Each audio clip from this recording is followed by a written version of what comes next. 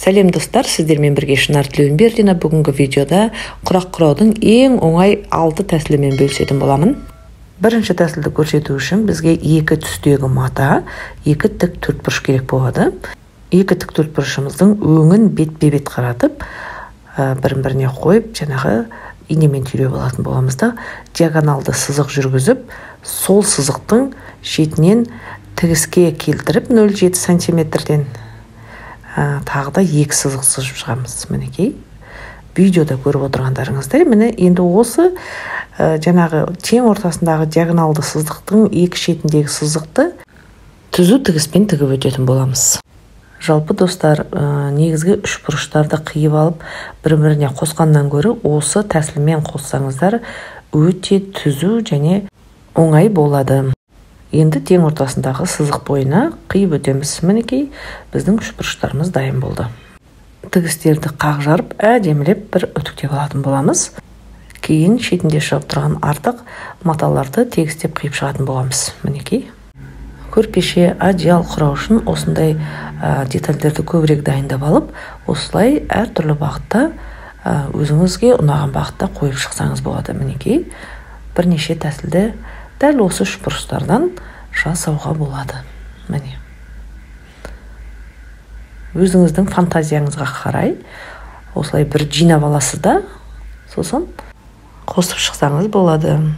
Келесі тәсілге бізге тағы да 2 тік төртбұрыш керек болады. Екеуінің өң жағын бірін-біріне қаратып, мінекей, видеодағыдай инемен түйреп алып, 2 бұрышына диагоналды сызық сызатын боламыз. Мінекей, видеоға мұқият болыңыздар. Міне бірінші сызық және екінші сызығымызды сызып, дәл бірінші тәсілдегідей екі шетінен осы диагоналды сызықтарға тігіс тігуге өзімізге ыңғайлы болу үшін қазір 0,7 сантиметрден белгілеп түп-түзу сызық сызып алатын боламыз. Және достар, менің жасап жатқан жұмысым ұнап жатса, лайк басып, тіркеліп, алдағы уақытта жақсы видеоларын жіберіп алмау үшін қоңыраушаны басып, өз достарыңызбен бөлісе отыруды ұмытпаңыздар.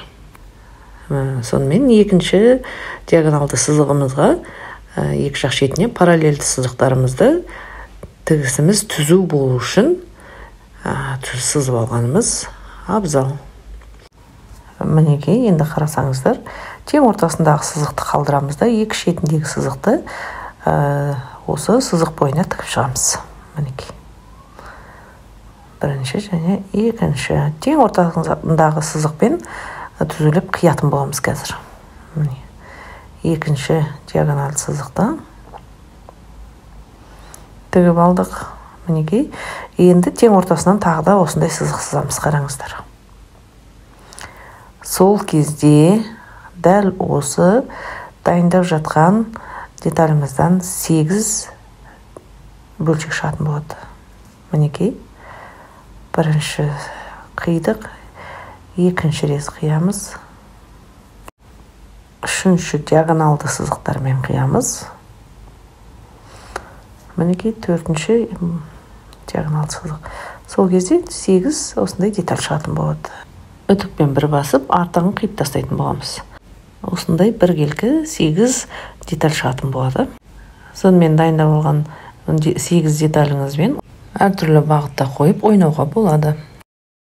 Енді келесі үшінші тәсілге бізге тағы да осындай 2 түсті мата бірін-біріне бетпе-бет қойып, жақсылап инемен бір түйреп аламыз да. Енді бұны диагоналды емес, осы төрт бұрышты міне жағалай отырып, төрт жағынан тігіп шығатын боламыз, айналдырып. Мінекей. Бұл да бір өте ыңғайлы үш бұрыштарды тігу әдісі. Мінекей, енді диагоналды сызықтар сызып, сол сызық бойына қиып шығатын боламыз. Мінекей. Өте оңай және тез үш бұрыштарды қосу әдісі болып табылады. Сондықтан өздеріңізге осы видеоны сақтап қойсаңыздар болады. Мінекей, қараңыздаршы, бірдей төрт детальді қиып алдық. Жалпы достар, қалдық маталардың барлығын осы тәсілмен қиып дайындап алсаңыздар да болады. Келесі төртінші тәсілімізге осындай 16 түрлі тік төртбұрыш керек болады. Дәл осындай 4 бұрыш күйінде де қалдыруыңызға болады. 4-ші тәсіл немесе мінекей 5-ші тәсілге көшейік. Дәл осы 4 бұрыштарды диагоналды сызықтар сызып, 3 бұрыш қып қиятын боламыз. Мінекей өте мұқият болыңыздар.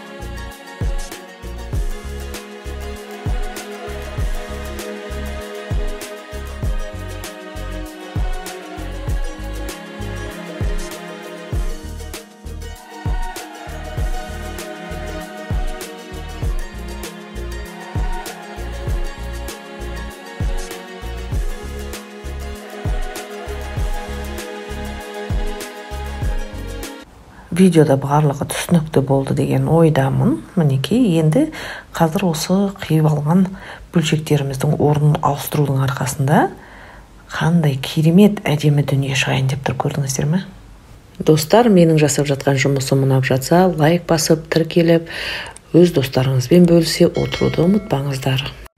Дәл осы бағытта қиып алып, детальдердің орындарын ауыстыру арқылы өзіңізге ұнаған вариантты қалдырып, мінекей тең ортасын бірінші, сосын үш бұрыштармен айналасына қосып шығатын боламын.